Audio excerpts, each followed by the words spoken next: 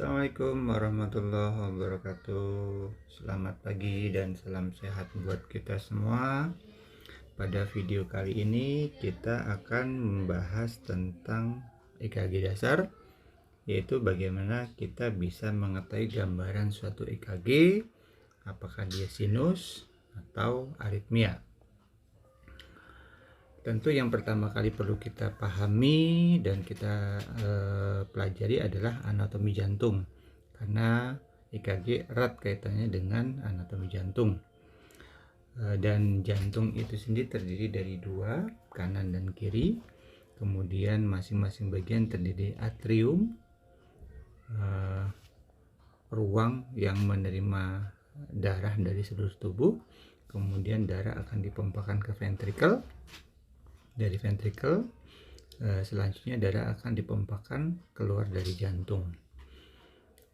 Terkait dengan EKG, maka atrium itu menggambarkan gelombang P, sedangkan ventrikel digambarkan oleh Q, R, dan S, di mana gelombang EKG ini muncul akibat adanya aktivitas listrik yang ada di dalam jantung.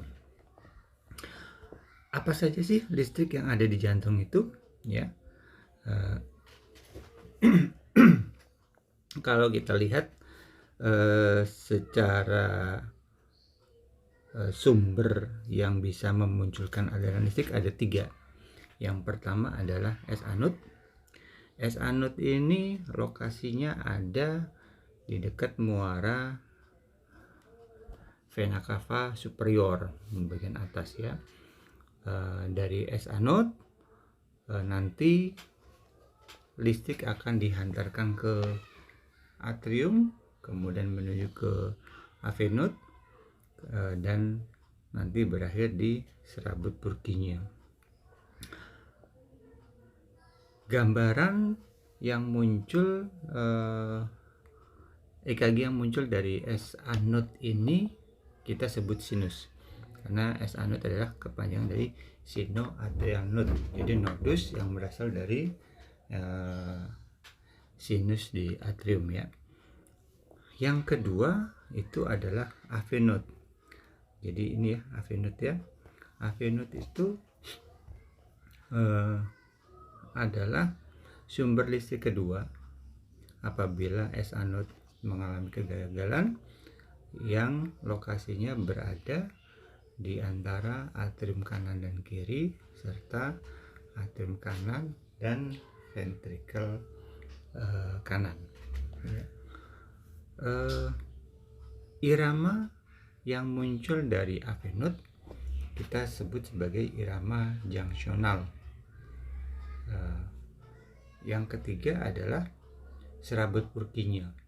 Serabut Purkinje ini ada di otot-otot ventrikel kanan dan kiri. Dia bagian akhir dari listrik yang dialirkan ke jantung. Irama yang muncul apabila S anode dan AV node mengalami kegagalan dan Purkinje akhirnya harus bekerja secara mandiri, maka disebutnya adalah irama ventrikuler. Kemudian apa sih yang membedakan antara irama sinus, junctional, dan ventrikuler ya? Jadi kalau kita lihat irama sinus, kita lihat gelombang P akan selalu diikuti oleh QRS. Yang kedua, kompleks QRS-nya sempit. Sedangkan untuk junctional, yang membedakan adalah gelombang P-nya, karena tadi dia berada di antara atrium dan ventrikel, maka di situ nanti gelombang P-nya bisa tidak ada atau justru P-nya negatif. Yang kedua, QRS-nya juga sempit. Yang ketiga, irama ventrikuler. Apa yang membedakan? Karena dia ada di otot-otot ventrikel, maka di situ tidak ada gelombang P sama sekali. Yang kedua, QRS-nya lebar. Jadi dari ketiganya Yang membedakan adalah irama sinus P diikuti QRS dan T, kemudian QRS-nya sempit, junctional, P-nya tidak ada atau P-nya negatif, QRS-nya sempit, sedangkan ventrikuler P tidak ada, QRS-nya lebar ya. Nah, apa sih perbedaan antara SA node, AV node, dan serabut Purkinje? SA node adalah pacu jantung alami yang dipengaruhi oleh sistem saraf otonom, jadi dia otomatis akan terangsang dan memicu jantung untuk berdenyut. Sedangkan AV node dia adalah listrik yang akan berfungsi apabila SA node mengalami kegagalan. Jika SA node tidak mengalami kegagalan, dia hanya akan menyalurkan energi listrik yang berasal dari SA node untuk diteruskan ke serabut Purkinje. Serabut Purkinje sama seperti AV node, dia akan berfungsi apabila SA node dan AV node mengalami kegagalan.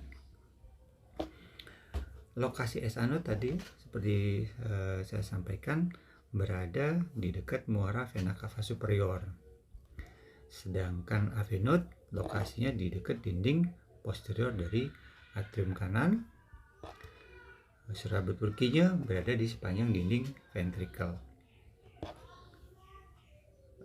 Untuk denyut jantungnya sendiri, SA node kisaran antara 60-100, AV node 40-60, serabut Purkinje 20-40. Karena dia berasal dari SA node, maka iramanya disebut sinus, AV node junctional, serta dari serabut Purkinje kita sebut iramanya ventrikuler, seperti yang tadi sempat kita sampaikan. Ini beda iramanya ya, bahwa untuk irama sinus itu ada P selalu diikuti QRS, kemudian kalau di junctional P-nya tidak ada atau negatif, sedangkan di serabut Purkinje P-nya tidak ada. QRS-nya SA node itu sempit, di AV node sempit, sedangkan di Purkinje QRS-nya lebar. Nah, mengacu dari informasi yang kita sampaikan tadi, kita coba lakukan pembacaan untuk 8 jenis EKG. Jadi di sini kita murni hanya melihat apakah dia sinus, apakah junctional atau ventrikuler ya. Nah, ini irama EKG yang pertama. Pada irama EKG ini berarti kita akan melihat gelombang P, QRS dengan QRS sempit. Sehingga dengan hasil ini kita bisa tarik kesimpulan bahwa irama ini adalah irama sinus. Ini irama yang kedua. Gelombang P tidak ada, QRS-nya lebar, berarti iramanya adalah irama ventrikuler ya. Ini EKG yang ketiga. P-nya tidak ada dengan QRS sempit, berarti iramanya adalah yang kedua tadi ya, dari AV node, irama junctional. Ini yang keempat. P tidak ada, QRS-nya lebar, berarti sama dengan yang kedua tadi ya, berarti ini adalah irama ventrikuler ya. Nah, ini gambar yang kelima. Ada gelombang P serta ada QRS-nya sempit ya. Jadi iramanya ada irama sinus. Nah, ini ada P negatif ya, diikuti QRS sempit, berarti irama dari AV node, irama junctional ya. Nah, ini ada gelombang P, ada QRS sempit, berarti irama sinus. Nah, ini yang ke-8.